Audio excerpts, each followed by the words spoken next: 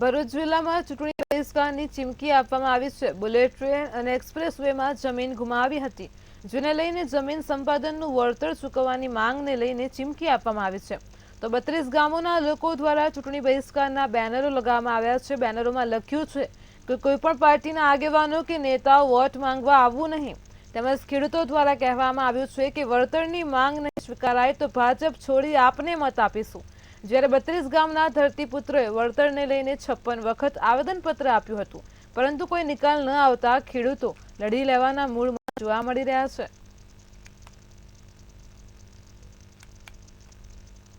અમને જ્યાં સુધી વળતર ન મળે ત્યાં સુધી અમે બહિષ્કાર કરીશું ને આપીશું બી નહીં વોટ। જ્યાં સુધી અમને અમારું વળતર ના મળે ત્યાં અમે આમ પાર્ટીમાં જોડાવાના છે। તમારી માંગ શું છે? અમારી માંગ એક જ છે કે અમારું વળતર અમને આપો। અમારી એક જ માંગ છે કે જ્યાં સુધી અમારું વળતર યોગ્ય અમને નહીં મળે, અમારા એક્સપ્રેસવેમાં અમારી જમીન જાય છે તેનું, જ્યાં સુધી વળતર નહીં મળે ત્યાં સુધી અમે આ ચૂંટણીનો બહિષ્કાર કરીએ છીએ। અને અમારી સાથે 32 ગામ પણ સાથે જોડાયેલા છે ને એ પણ દરેક ગામમાં આ રીતે ચૂંટણીનો બહિષ્કાર કરે છે।